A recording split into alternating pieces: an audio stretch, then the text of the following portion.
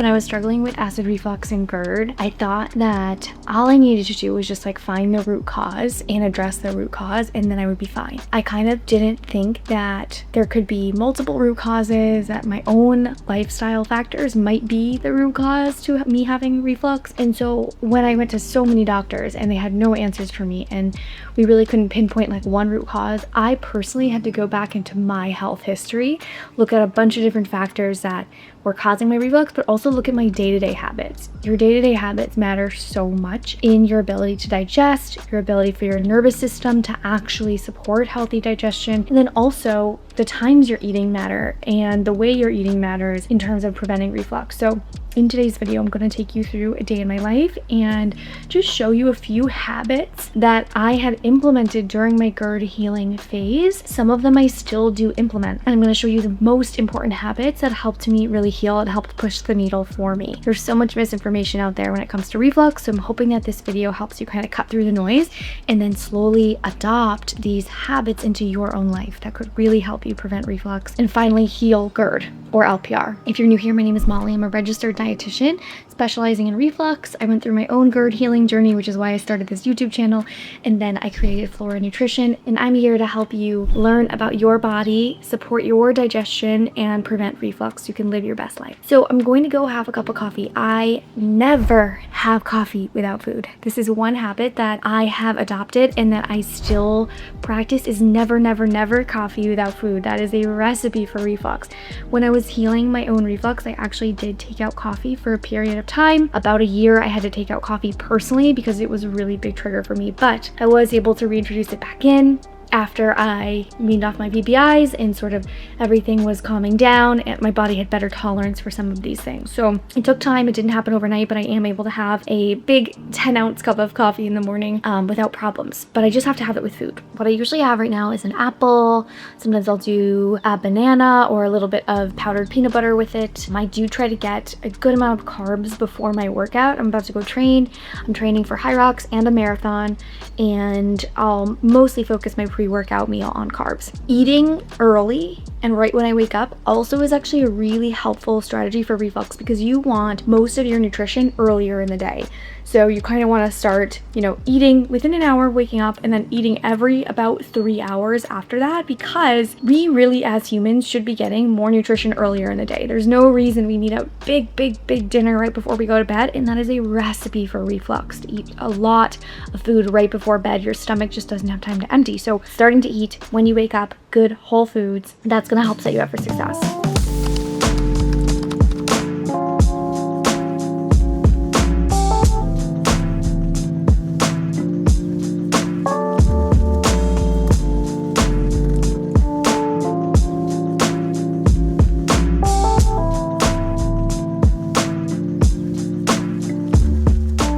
We just moved into our house in Massachusetts, which is why you see a ton of stuff in the background of the video and then all that blue tape on the ground. But anyways, so when I was dealing with GERD, I would kind of avoid physical activity. I was afraid it was going to trigger my GERD or cause a hiatal hernia. I just had all these fears around movement, and I see this all the time in our clients at Flora Nutrition. And one thing I just want to encourage you, if you are struggling with GERD, is still do the things that bring you joy if possible. And maybe they look a little bit different. Maybe you're not going into the gym and powerlifting a 200-pound squat, but maybe you're doing, higher repetition, lower weight, maybe a little bit more gentle cardio, things that are not as intense and tough on your body, but still do it. Like, it's so important to do things that bring you joy because it's so easy to get sucked into this issue of reflux, of GERD. It's so easy to get really sucked into it and be overwhelmed with health anxiety to do with reflux. Health anxiety and reflux go hand in hand. It's a really common duo, and one of the biggest ways to combat that is still trying to make your life as big and enjoyable as possible. So still going to your book club, still enjoying art and the things that you enjoy. And if you don't know what that is too, like experimenting, trying to make sure that your life isn't just work and then the health issue, or, focused on fighting the GERD.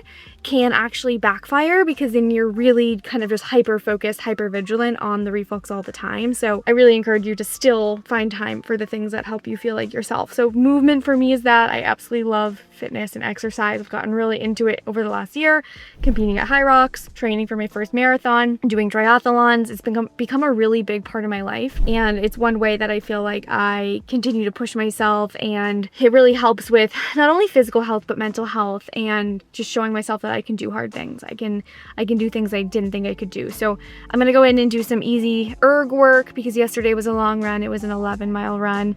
So I'm just gonna do some easy erg work in the gym and some mobility.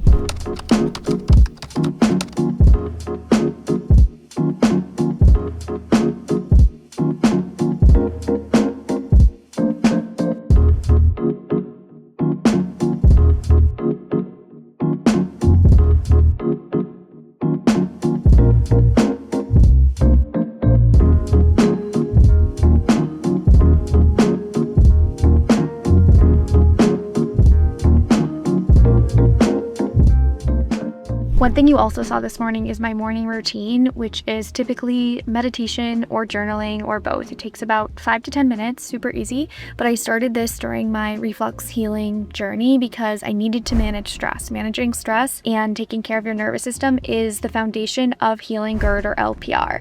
It's extremely important. It is a habit that I still continue to this day, and I actually believe it's like totally transformed my life. It's a time where I visualize my goals, I visualize my day, I reflect on the type of person I want to show up as. And this is something so important, because when you have a health issue, you can either look at it as a fight, you can either look at it as a negative thing, you have to change all of these foods, you have to change all of my habits, or you can look at it as an opportunity to totally transform your life and to adopt habits that's going to make you a better version of yourself. So it really starts with that mindset of like, I know I'm going to get better, and I know that there's going to be a silver lining to this, because it's going to help me transform my health and be a better version of myself ultimately. So I think that's really important to come from that mindset. I am a huge proponent of really focusing on your mindset and your GERD or LPR healing. I have a full video all about the mindsets to adopt to really help you heal. So that video is here. You can watch it after this one.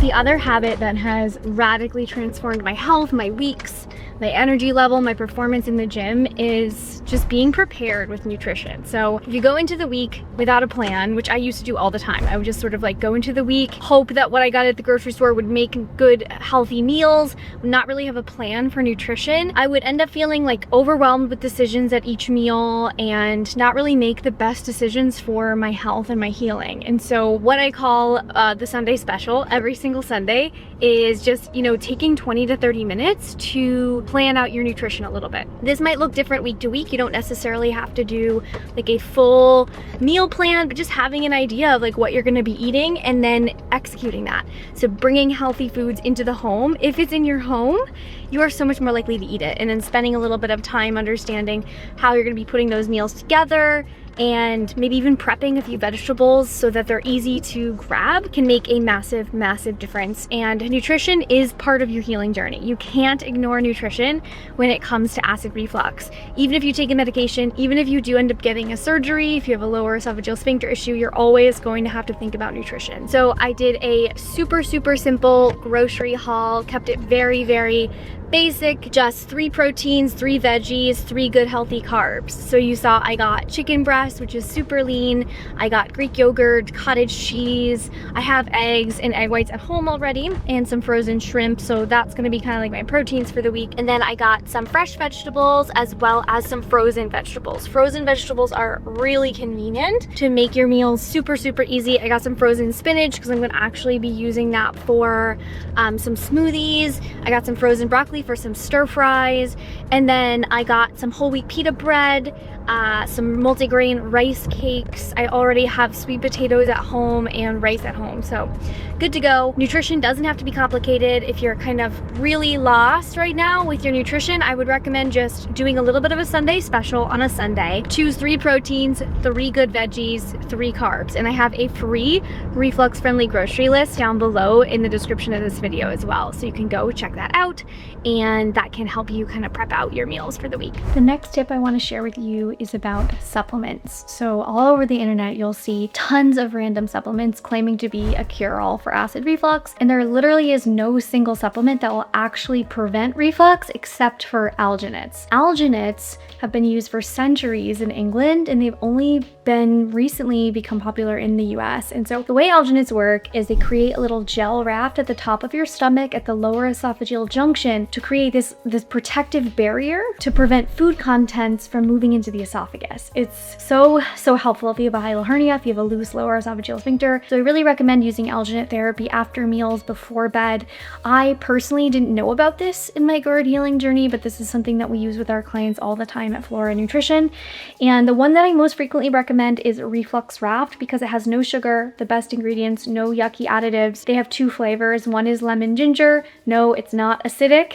And they also have a berry flavor. If you are a little bit more sensitive, like you have LPR, really sensitive throat, sensitive esophagus, I would do the berry flavor because the ginger might feel a little bit spicier, but ginger is a really therapeutic ingredient for stomach emptying. So you could give it a try, see which flavor works better for you. But if you think you have some sensitivity or really a sensitive throat, I would do the berry flavor. They also have one at night, which has melatonin, which can help strengthen the sphincter at night, which is really cool. So this tip is choose the right supplements like alginates, and don't fall for the gimmicks like D-limonene or the crazy acid supplements unless you're working with someone who's really closely monitoring you. I will put the link for Reflux Raft down below in the description.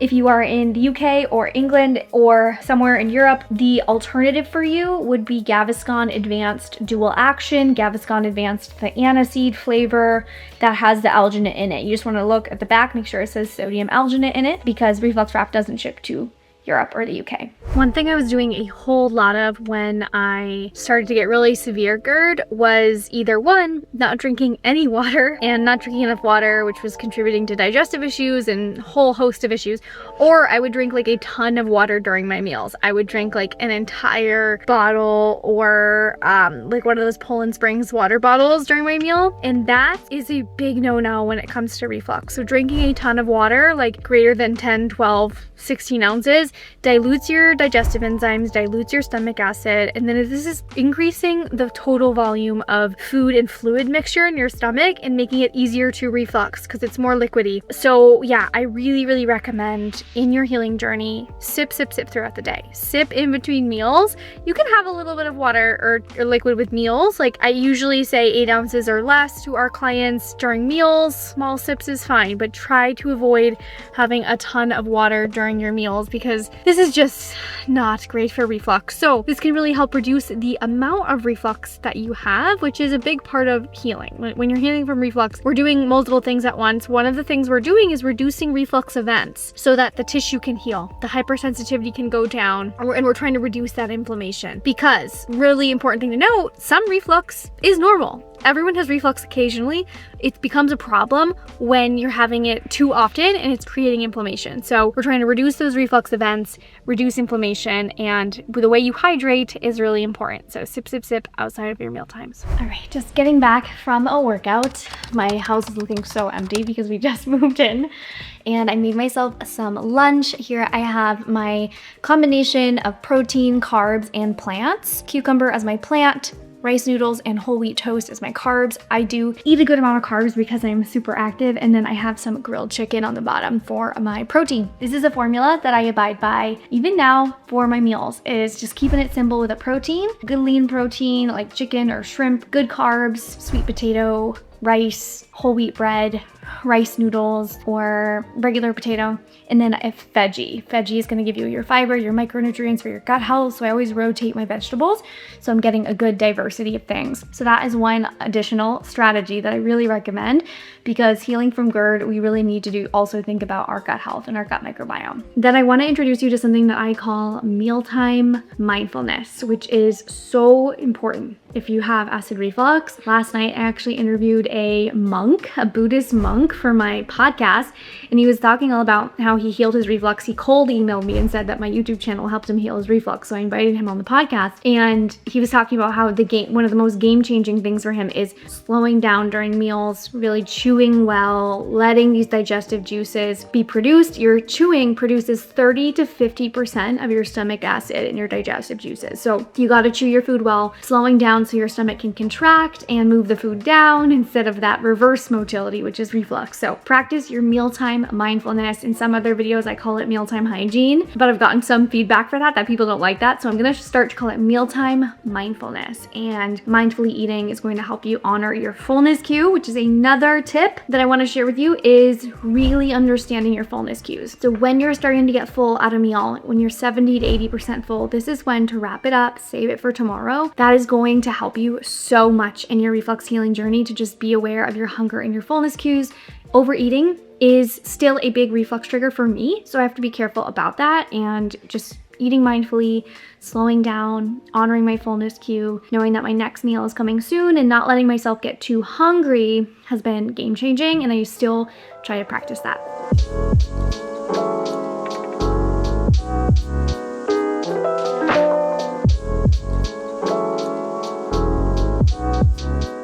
All right, so I got some work done and was feeling a little bit stressed, so I decided to just take a quick 10-minute movement break. I like to call these nervous system snacks with my clients, and this is something that has helped a lot of our clients prevent reflux. And for me personally, this has been huge for me, because when I didn't used to take breaks, my stress level would just like build and build and build throughout the day. And the only time I would let myself take breaks would be to eat. And so eating in a way became like my stress relief. And it kind of created this cycle of like stress eating, which isn't helpful when it comes to reflux, right? Because we're trying to make choices that are good for our body. We're trying to not eat past fullness. So by incorporating nervous system snacks and like really intentional breaks, it helped me to be able to prevent reflux and take control of my health and my eating. So taking a quick little movement break, catching up on some emails as I do this as well, just to kind of get some blood flow, shake up my energy. So I'm actually using my Yasol bike. This bike was sent to me and I absolutely love it. Yasol is great because you can actually screen share their app, their classes right to the bike, or you can screen share the Peloton app if you're a Peloton member. So it's a great way to have fun cardio, take a little bit of a movement break during the day. They were kind enough to give me $100 off Revive, so there's a link down below in the description if you're interested. But your nervous system break could be getting out in nature, it could be yoga, it could be dancing, it could be meditation, breath work, looking at a book about art or Nordic culture, like whatever you like, to just take a moment to de-stress. So I really encourage you to think about where in your day do you need a nervous system break? Is it at lunch, after work, to kind of transition out of work mode? Think about what would feel nourishing for your nervous system there, because it will help you in supporting your digestion and preventing reflux. We are developing something so exciting at Flora. We are developing the reflux supplement that I wish I had. So these are two kind of research and development versions of it, and it is going to contain slippery elm. Slippery elm is a mucilaginous herb that coats and soothes the esophagus and the throat, and can really help with reducing inflammation and also kind of protecting that mucosal lining when you're trying to heal or wean off a PPI. So it needs to be taken in the powdered form. That's the best way to do it. And there's also going to be a couple other soothing, healing ingredients in this. Probably will come out in August 2025. So can't wait. So excited for this. I am in the middle of cooking dinner. And one other tip I want to share with you is eating an early dinner. Super simple, elementary. I know you've seen it before on the Google, but eating an early dinner 2 to 3 hours before you lay down. You want your stomach to mostly empty before you lay down. Dinner should not be your largest meal. That's not the way humans are meant to eat. We're meant to eat a good solid breakfast, a good lunch, so you have energy to power you through the day. Dinner should ideally be your lighter meal, which is so counterculture, but so helpful for reflux. So I have already made some roasted broccoli. I know it doesn't look very good. Roasted broccoli, cauliflower, carrots, and in the process of making some sweet potato. Ooh, wow, that fogged up my camera. Sweet potato is in the oven, and that's my carb. I'm gonna add a quick, easy protein. We are flying tomorrow, so I don't have a lot of food, but probably gonna do like some eggs or something as our protein, because I gotta use what's in the fridge. So our house is currently a mess because we're like moving in, remodeling. So just gonna keep it simple, protein, plant, carb, and gonna have a nice early dinner so that I can sleep well and prevent reflux at night. Honestly, so good. Roasted vegetables are bomb. Okay, it doesn't look good, but it tastes good. This is how you do it. Lay out your veggies on a sheet of parchment paper, spray it with avocado oil, put a lot of salt, sumac, nutritional yeast, rosemary, basil, thyme, whatever you like, garlic or onion powder if you're eating those, the Gourmand reflux-friendly, garlic and onion powder if you need an alternative. Put some seasonings on it, roast it until it's crispy and soft and delicious, and just trust, guys. This is how you make delicious roasted vegetables, and your family and you will love them. If I described that meal and you're like, that's so boring, I would never eat that, I'm gonna leave you with one last tip, which is to find delicious reflux-friendly recipes that you actually like. It's okay for you to enjoy food during your healing journey, and it actually really helps you stay on plan if you have foods and meal ideas that you're excited about. And so that's why I created the Flora app. The Flora app has everything you need for your reflux healing journey, and you can go on, grab the 7-day risk-free trial, grab all of the recipes, and I also have a free meal plan in the description of this video. You can just download, and a free 14-day reflux reset program. So tons of freebies for you in the description of this video. Definitely take advantage. If you liked this video, let me know. If you want to see videos like this, leave me a comment. Let me know where you're coming from, what you're hoping to learn on my channel. Be sure to subscribe down below. Hit the like button because it really helps me continue to provide free educational content for you guys to help you heal your reflux and feel your best. I also recently released a video on the top 4 myths that the internet is lying to you about if you have reflux. So if you're trying to heal and you want to cut the noise and understand what's true versus not, definitely click this video. I think you'll really find it helpful in cutting through the noise and busting some of the biggest myths about acid reflux on the internet. Thanks again for watching, and I'll see you in the next one.